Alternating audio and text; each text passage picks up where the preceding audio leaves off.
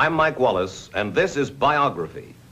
Our story, Admiral Richard E. Byrd. Admiral Richard Byrd explored more uncharted land than any other man in history. He was a man of action, but he was a man of thought as well, an explorer and a scientist, an adventurer and a philosopher, a complete man, one of the men in history who had to lead the way. Mike Wallace for Biography. Good evening, this is Frank Knight. Our very distinguished guest for this evening is Admiral Richard E. Byrd.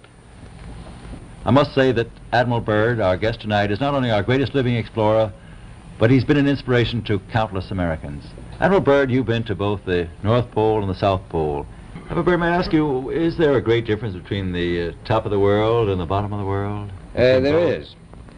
Now, the North Pole is the center of an ocean 10,000 feet deep. The South Pole, the center of a plateau, 10,000 feet high. The North Polar Sea is surrounded by continents that are slightly frozen. The Antarctic is surrounded by a belt of ice, frozen seas of at least 1,200 miles thick. Now, the South is a plateau. It gets, in some places, 14,000 feet up. I've been over areas about 13,000. Well, thank you very much, Admiral Byrd. It's been a great pleasure to have you here tonight. It's a pleasure to be with you. Yeah. The opinions expressed on the Longines Chronoscope were those of the speakers. The editorial board for this edition of the Longines Chronoscope was Larry Lusser and Kenneth Crawford. Our distinguished guest was Admiral Richard E. Byrd.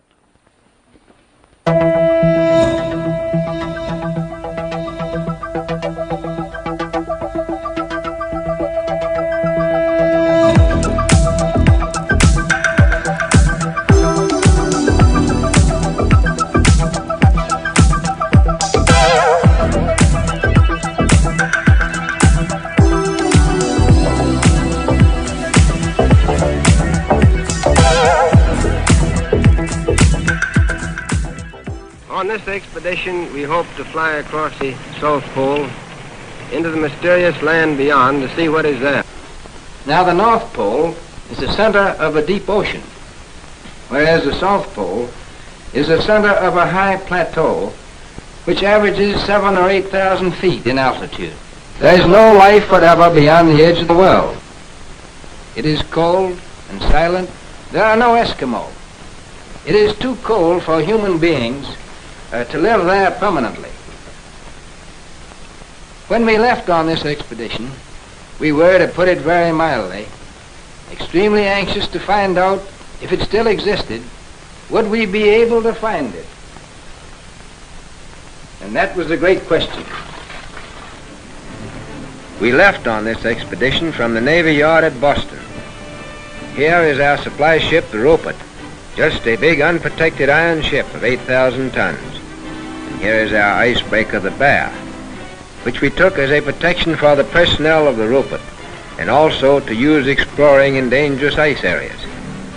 We took with us this time 150 Eskimo dogs, and more than 14,000 different kinds of items for 2 years away from civilization, where there were no supply depots. Day followed day, week followed week, as we penetrated the great Pacific. And here we have an ordinary unprotected iron ship, sailing in seas no ship had ever been in before since the world began. It wasn't that we were any better than our predecessors. We simply had a more open ice here. We bucked the ice till we were finally stopped by an impossible pack. Impossible, at least, for the Rupert. But we wanted to see what was beyond the horizon. That's what we came for. And for that purpose, we had another string to our bow, aviation. We retreated a few miles and managed to find an open lake in the ice field. So we proceeded to put the plane overboard. We had to execute this maneuver as rapidly as possible because we knew that under the influence of the wind and the tide, the fields would soon close in around the ship again. In fact, the ice is already beginning to close in. Our plan was to go south with our steamer until we were stopped by ice, and to take up the attack on the unknown with aviation. We had added nearly 500,000 square miles to the Pacific Ocean. And here is our journey's end. At length we sighted that great natural phenomenon, the ice barrier. The ice barrier.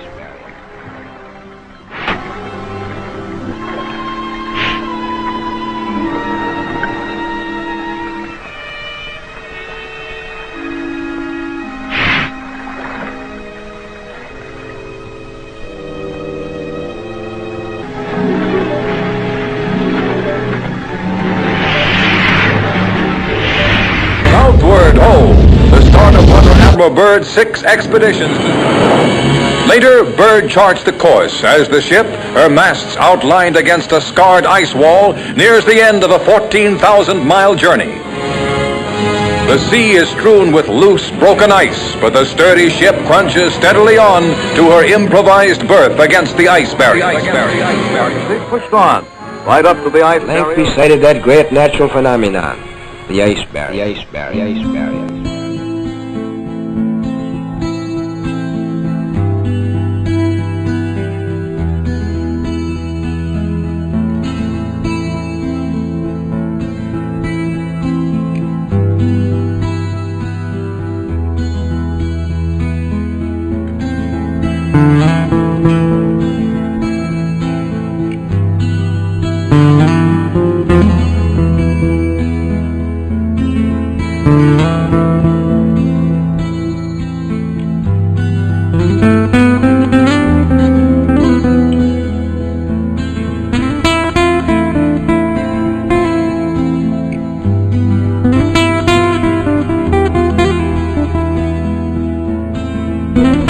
Therefore, whether we liked it or not, we had to go alongside the Great Barrier.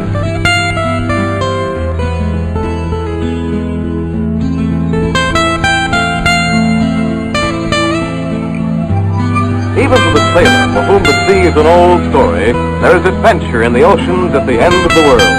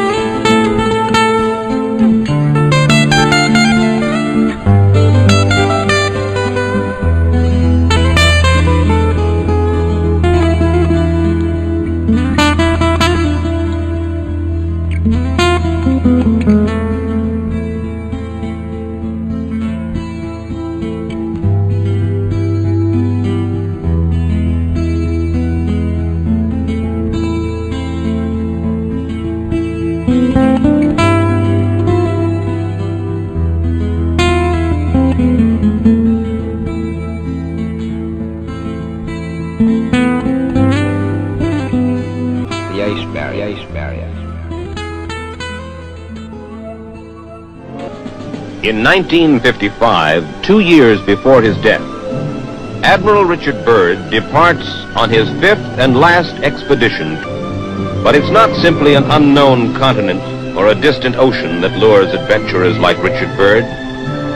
As he put it, here is a door ajar through which one may escape from the noise and chaos of civilization into the solace and harmony of the cosmos, and for a moment be part of it.